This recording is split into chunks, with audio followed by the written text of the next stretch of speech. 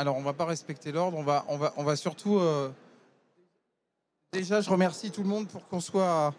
On est dans un timing quasi parfait. Vous êtes tous là, vous êtes présents. Le public est nombreux et en forme. Je crois qu'on peut vous entendre. Vous pouvez déjà applaudir, en tout cas, nos speakers qui sont là, qui représentent donc la région Auvergne-Rhône-Alpes. Pardon. Je me prends les pieds un peu dans le tapis. On va parler d'industrie dans votre région et on a la chance d'avoir à la fois BPI France qui va intervenir, à la fois la région qui va intervenir, mais on a le plaisir d'avoir 3 entrepreneurs qui, eux, vont nous expliquer comment, ils continuent à développer leur industrie sur le territoire, mais surtout comment ils ont pu aussi mobiliser l'accompagnement global et de la région et de BPI France. Mais sans plus tarder, je vais laisser la place à BPI France pour ouvrir ce propos. Ouais, je te laisse prendre un. Voilà. Yvan, BPI France en région, Auvergne-Rhône-Alpes, comment ça se passe? C'est quoi les nouveautés? C'est quoi les nouvelles approches? Comment vous matérialisez ça? Voilà, déjà, bonjour à tous, ravi d'être avec vous pour ce rendez-vous annuel. Oui, BPI France, ça n'existe qu'en région, hein, d'ailleurs. Notre métier, c'est d'être au cœur des régions et près des chefs d'entreprise. Il fallait le dire. Peut-être commencer par la première vérité. Tout le monde la connaît, mais les vérités qu'on connaît, on les oublie.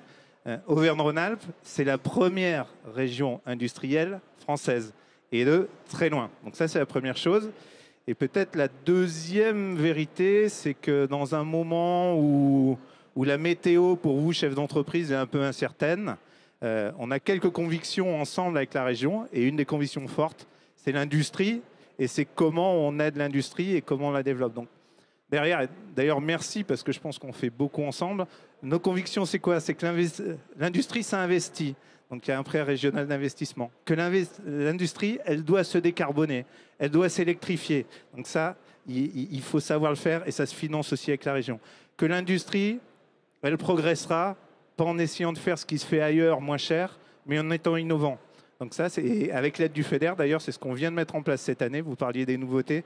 Un prêt à taux zéro pour aller chercher de l'innovation. L'innovation, bien sûr, elle est dans les startups, bien sûr, elle est dans les deep tech et surtout, elle est dans l'industrie. Voilà. Et puis, l'industrie, elle devra se transmettre parce que souvent, chef d'entreprise, vous l'incarnez, mais il y a un vrai sujet dans la région Auvergne-Rhône-Alpes comme dans d'autres de transmission d'entreprise. Donc, aider à la transmission, c'est aussi une des nouveautés. Voilà.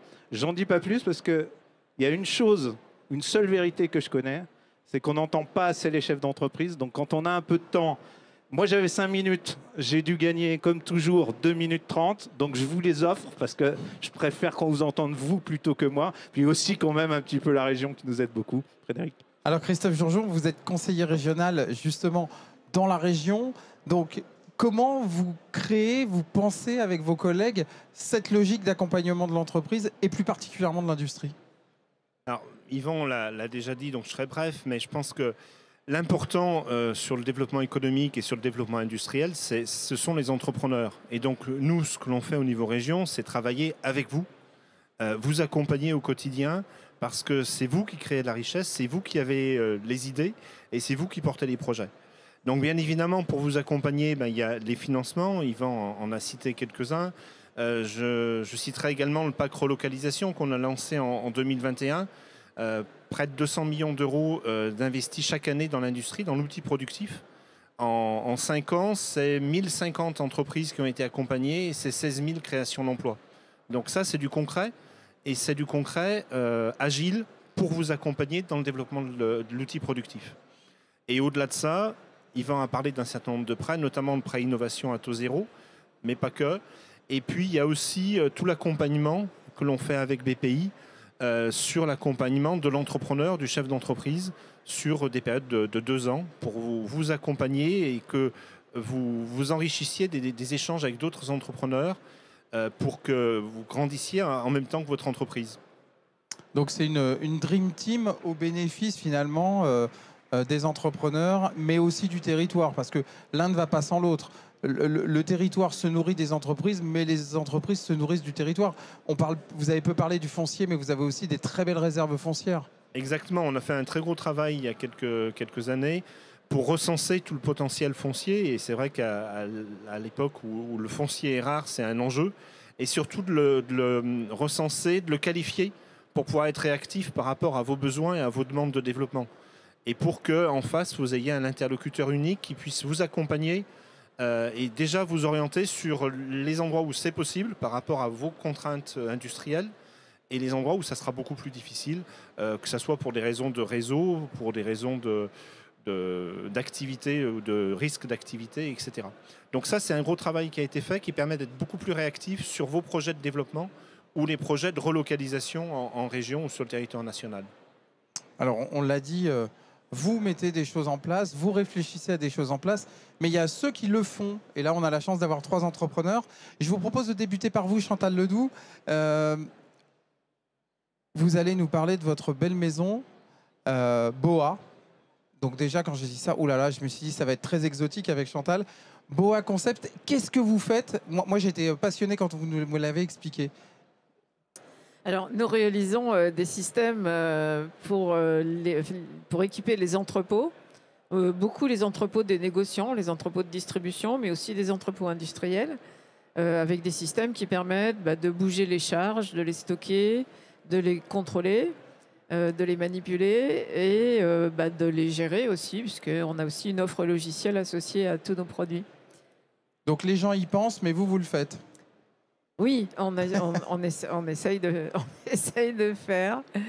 Donc, on est parti en fait d'une idée au démarrage. On a créé une entreprise en mode start-up. On a démarré en 2012 avec l'idée de faire des systèmes qui est un nouveau type de pilotage, c'est-à-dire un pilotage avec de l'informatique répartie dans le monde des objets intelligents en fait. Et on a transformé tous nos petits morceaux de convoyeurs, par exemple, en autant d'objets intelligents qui se coordonnent entre eux pour travailler.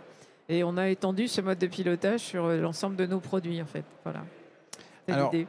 Aujourd'hui, vous êtes coté en bourse, c'est ça? Alors, nous sommes entrés en bourse en 2021. L'idée pour nous était de pouvoir effectivement accélérer notre croissance. On avait jusqu'à présent fait uniquement de la croissance organique. Et là, on voulait faire une croissance un peu plus rapide et surtout commencer à se développer à l'international. Développer aussi d'autres technologies, parce que la croissance externe, ça sert à plusieurs choses. Étendre son domaine géographique et son domaine de marché. Mais c'est aussi acquérir de nouveaux savoir-faire. Et donc, on a fait l'acquisition. Alors, nous sommes entrés en bourse donc en 2021. On a fait une deuxième levée de fonds en 2022. Et avec une trésorerie clairement renforcée, ça nous a permis de faire une acquisition technique pour mieux intégrer tout ce qui concernait le domaine de la robotique et de l'intelligence artificielle. Et on a également fait l'acquisition d'une entreprise en Belgique, en Flandre belge, pour nous ouvrir le marché du Benelux dans notre domaine d'activité de la logistique qui est très, très important et très dynamique, on va dire. Alors, c'est un nombre de collaborateurs quand même important sur l'intégralité des sites? On est maintenant entre 140 et 150 personnes sur trois localisations, puisqu'en fait, on a la localisation à Saint-Étienne, une localisation en Belgique, dans la région de Anvers, et maintenant une localisation au Canada aussi, à Montréal. J'allais dire, comme vous avez peur de rien, vous avez attaqué le marché nord-américain. Oui. Voilà. Mais on continue d'y parler français. Oui, alors on a choisi le Québec, c'était aussi un peu plus simple. Et on est très bien accueillis en plus au Canada qui essaye effectivement de séduire des entreprises pour venir s'installer. L'objectif pour nous, c'était surtout d'essayer de sortir de cette espèce de morosité qu'on commençait à voir en Europe et qui s'est accélérée d'ailleurs en France sur ces derniers mois. Pour se dire, bon, peut-être que le marché de l'autre côté de l'océan est plus dynamique.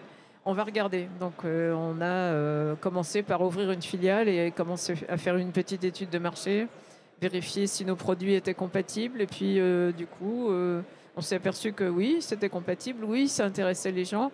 Oui, notre nouvelle technologie, ça les intéressait, c'était nouveau pour eux. Et on a pris une commande en moins de 6 mois et qu'on a déjà d'ailleurs mis en œuvre, déjà installé en fait. Donc, vous me dites que plus on se rapproche des forêts québécoises et plus on prend d'oxygène, c'est ça? Oui, c'est un peu ça, oui. Ok. Thomas Perrin, je vais me mettre de l'autre côté, ce sera plus sympa. Vous êtes, alors vous êtes pas, vous êtes un industriel un peu particulier puisque vous faites Tex Abri. Donc vous n'êtes pas dans le dessin animé, hein, comme je vous posais la question tout à l'heure, mais vous êtes un spécialiste de structure, un peu comme on pourrait avoir ici, ou en tout cas des choses assez proches. Vous nous expliquez ce que vous faites? Voilà, donc Tex Abri, c'est Tex Abri, des abris textiles.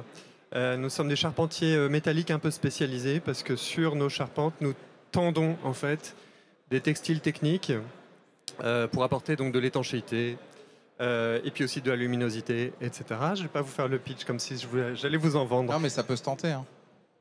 Vous venez me voir après, hein? J'ai racheté l'entreprise en 2019. Elle a été créée, elle, en 1990 et je l'ai rachetée au fondateur qui était, il se trouve, un de mes amis qui n'a pas réussi à transmettre en famille. Et il se trouve que moi, j'étais, il y a quelques années, au chômage au fin fond du Texas sur un projet pétrolier. J'envoie un email bouteille à la mer dans mon réseau en disant « je cherche un boulot en France ». Et lui, à ce moment-là, voulait transmettre. Il n'a pas pu le faire en famille. Et il m'a dit ça s'est passé en moins de 5 minutes. Rachète ma boîte. Voilà. C'était il y a 6 ans. Du chemin parcouru, voilà, notamment... il a fallu, à bien des égards, investir sur l'acquisition du BFR, de l'innovation. Et voilà, c'est pour ça que je suis là, sans doute, aujourd'hui avec vous. C'est certainement. Vous nous parlez un petit peu du nombre de collaborateurs de votre entreprise? Oui, on est une grande entreprise de 20 salariés. On est basé à Vienne, en Isère.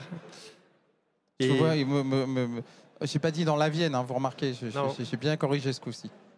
Ni en Autriche, voilà. Vienne en Isère, une entreprise qui s'appuie sur un réseau de sous-traitance très dense. C'est vraiment une chance qu'on a, que ce soit à la fois pour la fabrication du flux métal, avec des laser tôles, des laser tubes. On travaille l'acier, nous. Pas seulement l'acier maintenant, de plus en plus du bois, mais on a un réseau de sous-traitance à la fois pour les traitements de surface et le travail des pièces qui est très dense et très utile pour nous. On a un deuxième flux en parallèle de fabrication qui est le flux textile. Et là aussi, on recourt à de la sous-traitance locale. En revanche, on a un atelier, nous, de soudage et on a un bureau d'études sur lequel on a énormément investi en termes à la fois de soft et de compétences depuis l'acquisition. Avant de revenir sur la manière dont vous avez été accompagné, pardon, je vais laisser à notre dernier speaker le soin de se présenter. Donc Norbert Héritier, vous êtes, vous, le spécialiste de la menuiserie, c'est bien ça? C'est exact. Menuiserie Philibert? Oui. Et alors, je me doute à peu près de ce que vous faites, mais quand même, dites-nous. Alors, donc bonjour à tous. Donc nous, on est fabricant de menuiserie bois et bois aluminium. J'insiste sur le mot bois parce qu'on parle souvent de menuiserie avec d'autres matériaux. Voilà. Donc moi, c'est une entreprise que j'ai repris il y a 13 ans, un petit peu plus. Et je vais le donner le contexte avec la question d'après, et qui était une entreprise qui était en difficulté. D'où l'importance d'avoir des partenaires comme la région, BPI, et je citerai le département aussi, qui m'ont aidé dans la reprise. Voilà, quand on reprend une entreprise en difficulté, il faut que le business model, on arrive à le vendre à tout l'écosystème. Et ça, c'est pas une chose facile, mais quand on a un écosystème qui est bien structuré et qui répond bien, ça nous aide à nous développer. Donc moi, ça m'a aidé quelques années après à déposer un brevet sur les menuiseries de grande dimension. Donc ça, je croyais beaucoup au retour du bois. En 2010-2012, c'était un marché qui était en berne.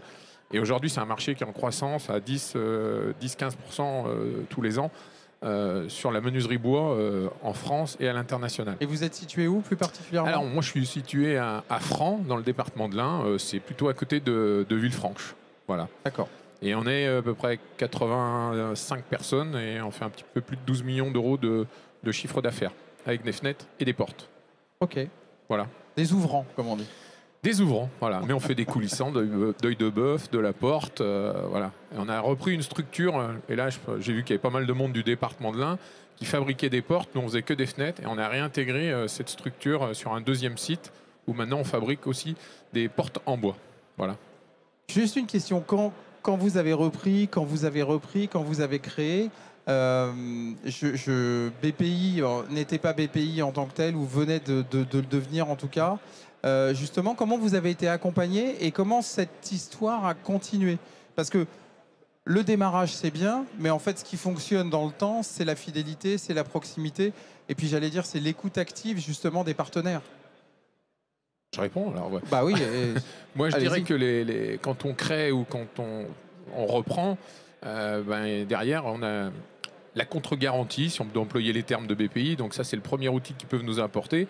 Et je pense que c'est la relation de confiance qui se crée entre BPI et l'entrepreneur. Et ce qui nous permet derrière de nous développer. Et ce que moi j'ai apprécié, c'est qu'on peut le faire avec un petit rétroviseur d'une petite quinzaine d'années. On va sur l'innovation, donc on a déposé un brevet. Là, je veux travailler sur des nouveaux coulissants et des portes spécifiques à pivot. Eh bien, le partenaire BPI répond avec la région, donc le prêt qu'Yvan a cité tout à l'heure.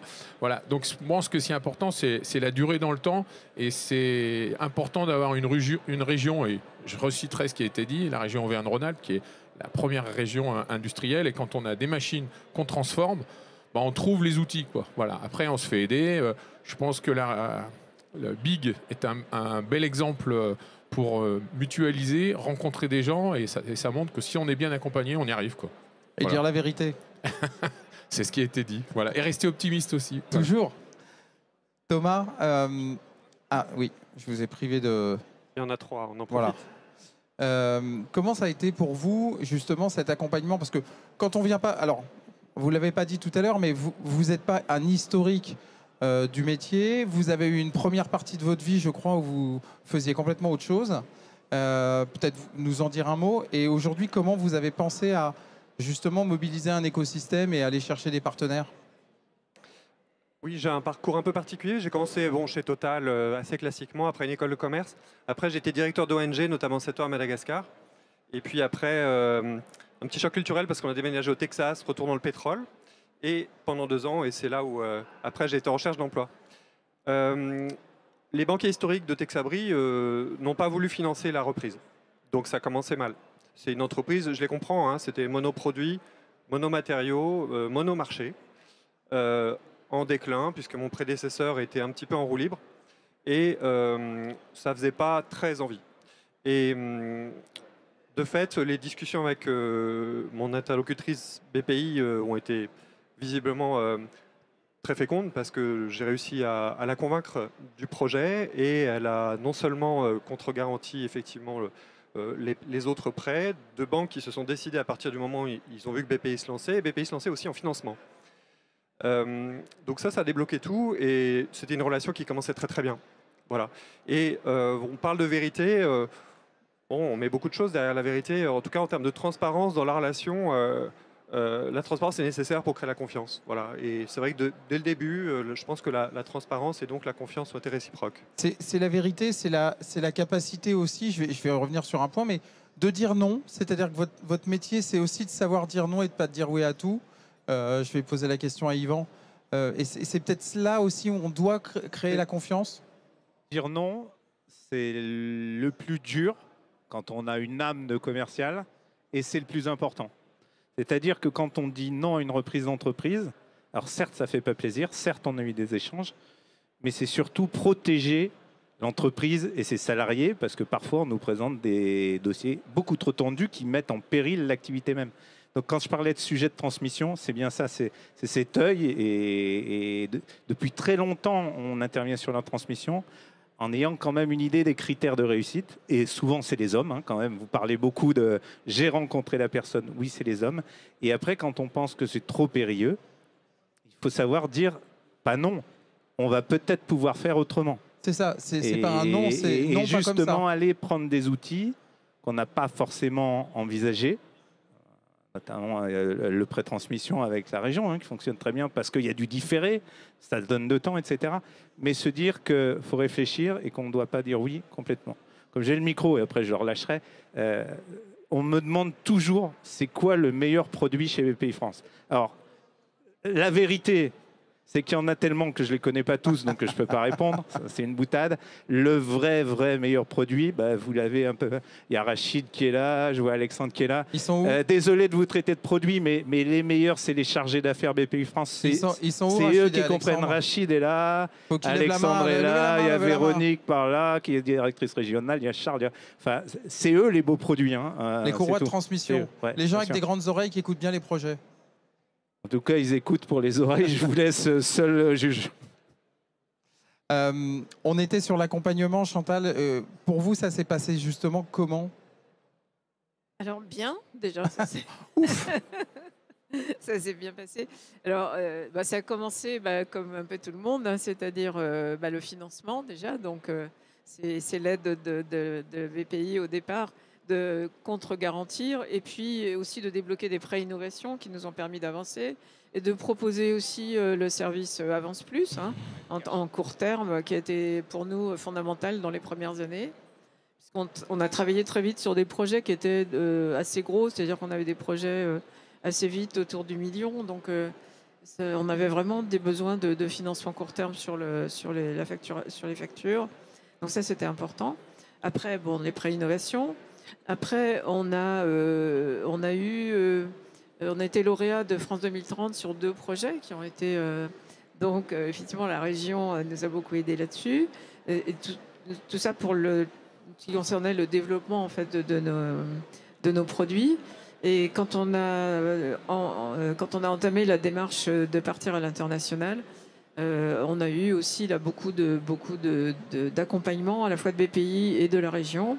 À la fois sur la région, par exemple, avec notre premier VIE installé aux Pays-Bas. Et on est en train de lancer un nouveau VIE pour le Canada, d'ailleurs. La mission exploratoire au Canada qui nous a convaincus qu'effectivement, il fallait vraiment qu'on y aille, qui s'est passé l'année dernière. C'était aussi très intéressant.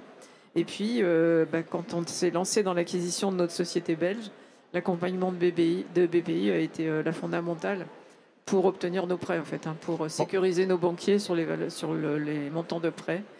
Vous êtes quasi experte sur les produits BPI, quoi, maintenant. Je pense que je les connais presque tous, mais je pense qu'il en reste encore. Sur la région, c'est, j'allais dire, c'est quel plaisir, très probablement. Alors, organisez-vous, je ne veux pas d'accident. Oui. Ça va être bon. Regardez, Voilà. regardez le travail d'équipe. Ok. Quel plaisir certainement d'entendre déjà toutes ces richesses, parce que vous l'avez pas précisé, mais on est sur Saint-Étienne. On est sur Saint-Étienne. On est à Saint-Étienne. On est dans l'Ain. Ouais. On est Isère. non pas dans la Vienne, mais 38. c'est Isère, c'est ça. Donc on voit que vous représentez 3 territoires et que dans les 3 territoires, vous avez effectivement pimpé en tout cas des industries pour les inscrire dans l'avenir. Oui, je crois que c'est important ce que vous dites. C'est-à-dire que pour nous, région Auvergne-Rhône-Alpes, l'enjeu d'équilibre territorial, il est important. C'est-à-dire qu'il faut effectivement soutenir la création d'emplois, la création d'entreprises sur l'ensemble du territoire. Et donc là, on a 3 exemples dans 3 départements différents et je trouve que c'est une très bonne chose. Donc ça, c'est une satisfaction, on y veille. Et ça marche aussi parce que nos équipes, que ce soit les équipes région ou les équipes de l'agence régionale Auvergne-Rhône-Alpes Entreprises, sont territorialisées dans chaque département pour connaître le tissu économique, les bassins d'emploi, les spécificités de ces bassins d'emploi, et puis pour vraiment avoir une relation personnelle. Je crois que c'est Norbert qui l'indiquait tout à l'heure. L'important, c'est d'avoir une visibilité dans la durée.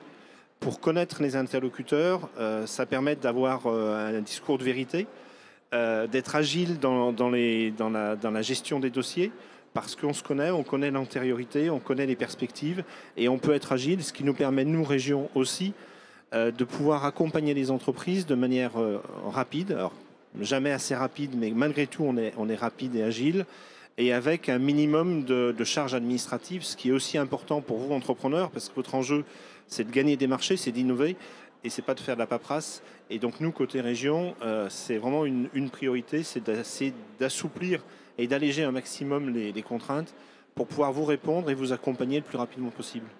On a parlé justement de cette notion de pôle industriel, d'environnement industriel qui caractérise cette région Auvergne-Rhône-Alpes. On n'a pas parlé de la partie des compétences. Mais aujourd'hui, si vous pouvez continuer à développer vos entreprises de part et d'autre, c'est aussi parce qu'il y a des compétences particulières et puis une capacité à accompagner ces compétences sur le territoire. Est-ce que vous pouvez parler justement de l'investissement ou en tout cas de l'accompagnement que propose la région et puis ensuite comment vous l'avez décliné dans vos diverses entreprises? Alors là-dessus, de manière générale, la région elle est compétente sur notamment l'enseignement supérieur et la recherche et tout ce qui est formation professionnelle. Et donc c'est vraiment un axe fort pour le développement de vos entreprises. Sur l'enseignement supérieur recherche, en lien avec l'innovation et par exemple pour rejoindre la journée d'aujourd'hui sur le prêt innovation.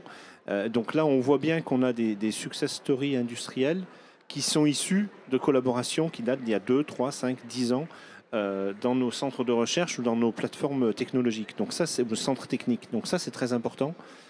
Formation professionnelle, c'est aussi important parce que ça permet d'accompagner vos salariés dans l'acquisition de nouvelles compétences et c'est inclus notamment dans le pack Reloc où on peut financer de la formation dans vos entreprises pour adapter les compétences de vos salariés sur une nouvelle chaîne de production, sur de la numérisation, sur de nouveaux procédés.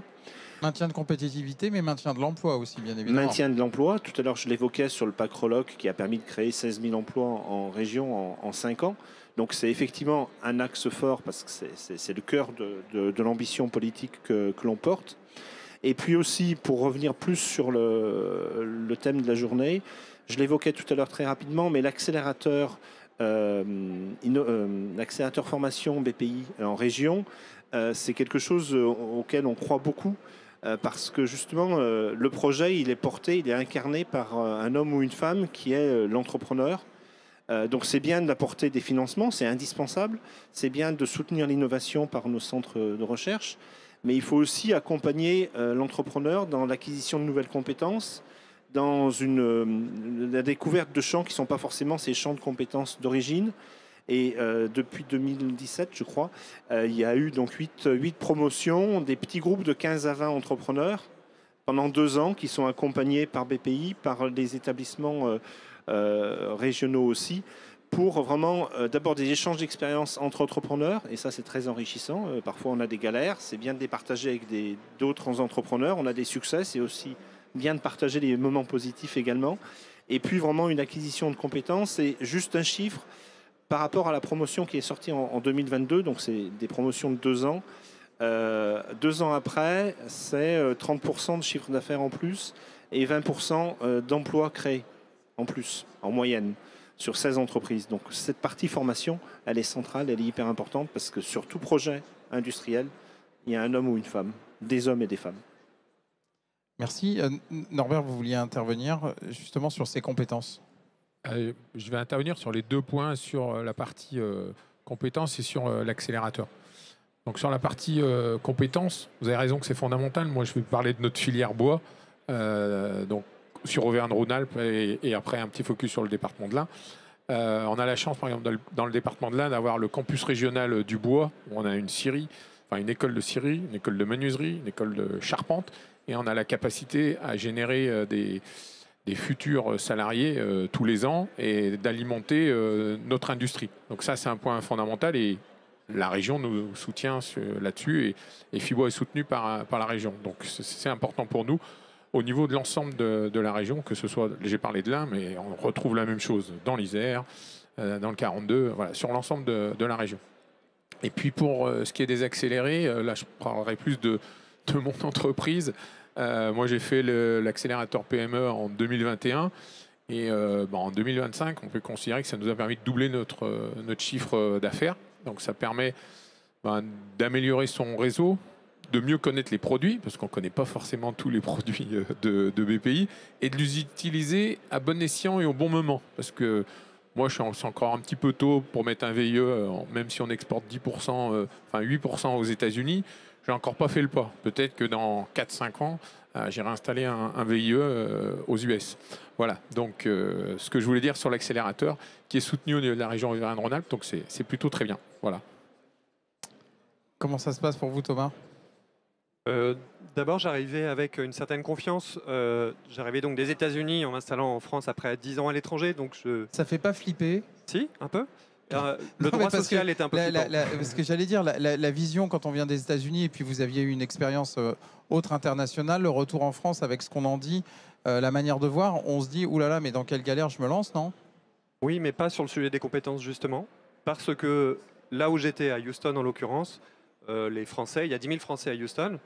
En fait, les Français sont plébiscités pour leurs compétences. Et je voyais très concrètement autour de moi. Donc, j'avais un a priori assez positif là-dessus et j'ai pas du tout été déçu en arrivant dans la région.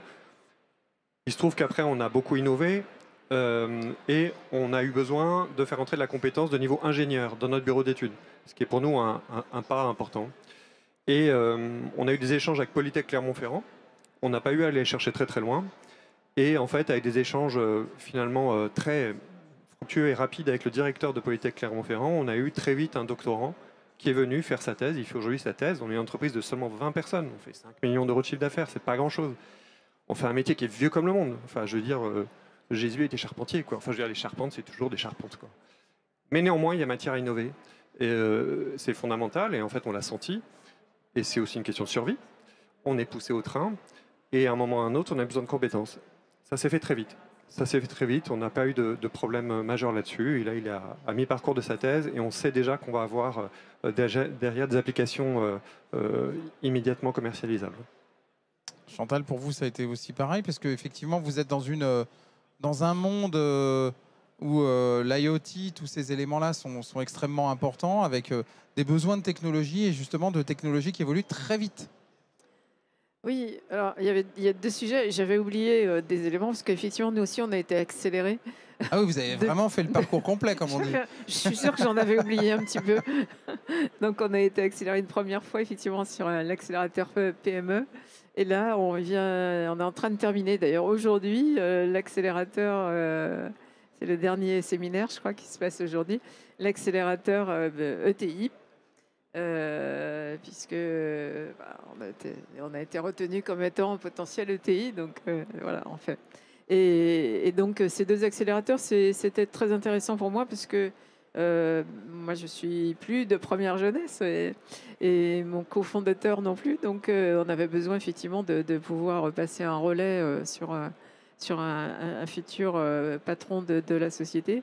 Et l'accélérateur lui a beaucoup apporté, en fait. C'était assez fondamental. Alors après, en termes des compétences, enfin, à Saint-Étienne, on a la chance d'avoir beaucoup d'écoles d'ingénieurs, puisque alors, on a l'école des mines, dont je viens. Le design. L'école de design. On a l'école, l'ancienne Mistaz, qui est... il y a l'ENIS, mais je parlais aussi... enfin...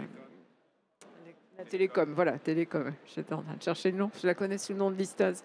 J'avais recruté dans ma précédente société beaucoup de gens de cette formation. Voilà. Donc on a vraiment un vivier de formation, et c'est bien. Et il y a aussi cet aspect on est vraiment une ville industrielle avec une tradition industrielle et des gens qui, en fait, savent travailler en entreprise et savent faire vivre les entreprises. Et ça, c'est assez fondamental. Alors, c'est important, effectivement, d'arriver à faire vivre ces entreprises, à les développer. On l'a vu dans votre développement industriel et dans le développement à l'international. Vous avez des velléités de développement à l'international. Alors, vous venez de l'exprimer sur les États-Unis. Sur d'autres parties de l'Europe aussi, il y a des marchés porteurs. Il y a des marchés porteurs de partout. Après, il faut choisir. Il faut choisir, exactement. Aujourd'hui, nous, on a les États-Unis. Alors, le bonheur des uns fait le malheur, enfin, le malheur des uns fait le bonheur des autres.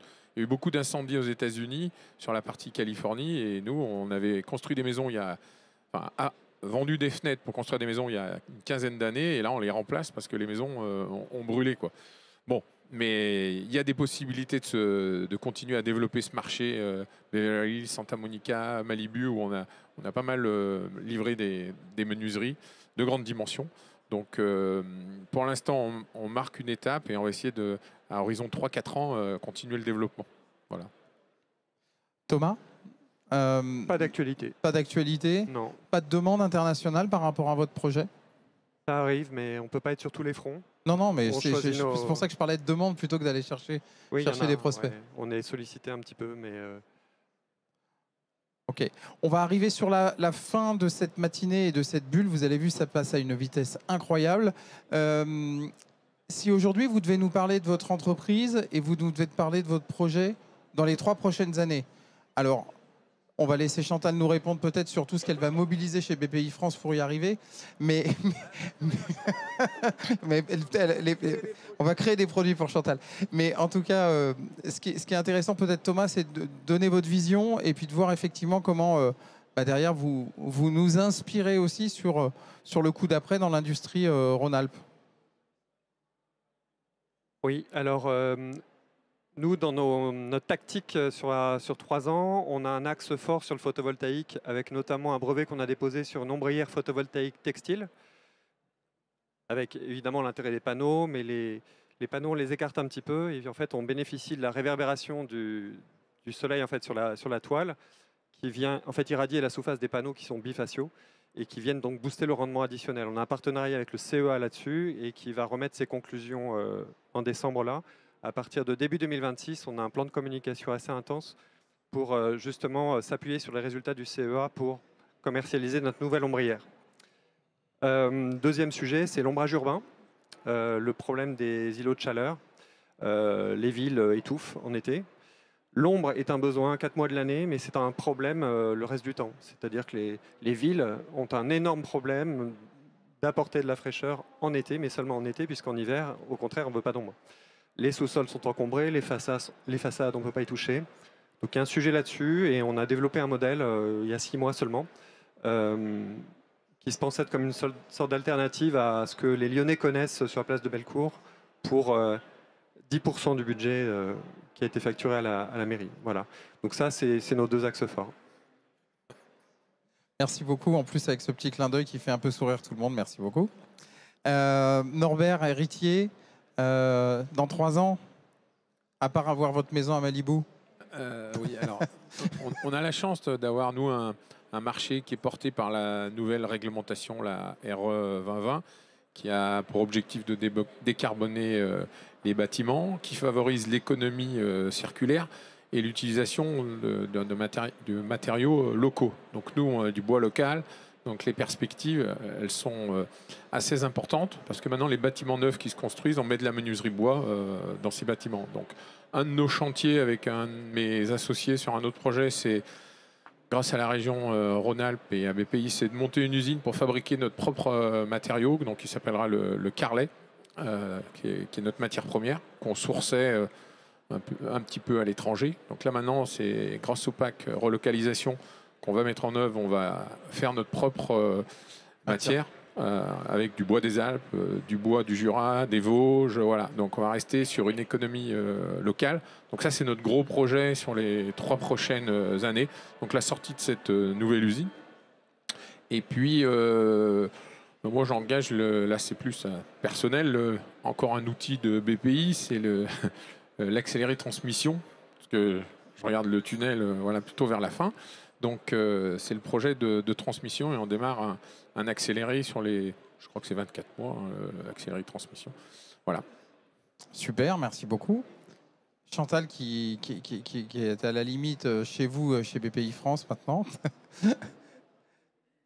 Mais nous, nos projets à 3 ans, c'est de devenir ETI, effectivement. C'est-à-dire on a des projets de croissance. Essentiellement à l'international, c'est-à-dire agrandir notre zone de chalandise, essentiellement. Donc c'est vraiment accentuer cette partie-là et grossir, voilà, devenir ETI. Voilà. Super, bravo. Yvan, le mot de la fin? Non, je crois le mot de la fin, je le laisserai à Christophe Urgeon. On laissera à Christophe le mot de la fin, peut-être mon projet. Non, notre projet ou peut-être un pari. Je veux bien vous parier qu'on reviendra l'année prochaine avec la région, ça c'est sûr. Et là, je regarde Sonia avec qui on travaille souvent. Il va y avoir, dans un moment économique perturbé, des besoins de financement, d'accompagnement. On ne sait pas qui vont se créer dans les entreprises, c'est sûr. Et à ce moment-là, on se remettra autour de la table. Et je suis sûr que l'année prochaine, on reviendra avec un nouveau produit. Donc Chantal, vous pourrez le tester. Mais on est fait comme ça, c'est-à-dire qu'on part de vos besoins et puis on essaye de les travailler ensemble pour y répondre. Voilà. Merci. Oui, je crois que ce qui est important, c'est effectivement qu'on est à votre écoute et qu'on construit avec vous. C'est-à-dire que c'est pas nous, régions, qui décidons à Confluence de créer un nouveau produit. C'est la suite à des échanges avec vous, avec BPI, avec d'autres financeurs, qu'émergent les besoins d'accompagnement, les besoins de financement. Moi, je voudrais juste reprendre vos trois conclusions parce que je trouve que c'est vraiment porteur. Un développement industriel avec le pack Reloc, de la relocalisation de production et du biosourcé en plus de proximité. Donc ça, je trouve que c'est top. Un développement à l'international, c'est vos perspectives à 3 ans avec des VIE, mais pas que. Et ça aussi, c'est porteur d'espoir pour notre région et pour vous tous. Et puis, je terminerai par l'innovation. Je trouve qu'une PME de 20 salariés qui a en interne un doctorant en lien avec une université, c'est suffisamment rare pour être souligné. Et je trouve que là aussi, c'est un fait marquant et c'est porteur d'espoir. Vous l'indiquiez sur vos projets avec plein de projets d'innovation. Et ça, je trouve que c'est aussi important à souligner et à matérialiser. Et ça me permet juste, pour conclure, de dire aussi qu'au niveau de la région, on a mis en place, avec l'ensemble des établissements d'enseignement supérieur, aussi bien les grandes écoles que les universités, un plan pour augmenter les effectifs et les jeunes diplômés à échéance de 2028. C'est-à-dire que l'objectif, c'est qu'il y ait 20% d'ingénieurs et de techniciens de plus formés par an d'ici 2028 sur la région Auvergne-Rhône-Alpes pour répondre justement aux besoins de vos entreprises et aux projets de développement de vos entreprises. Merci à tous pour votre dynamisme et pour votre investissement. Merci beaucoup. Je vous propose qu'on les applaudisse vraiment bien fort parce que on est extrêmement fiers de vous. Voilà. Donc, comme je le disais tout à l'heure à une autre région, vous avez tous pratiquement le coq bleu. Habituez-le à crier et à chanter fort tous les matins. Voilà. Merci beaucoup. On se retrouve à 14h30 avec la région Centre-Val de Loire. Je vous souhaite un excellent appétit.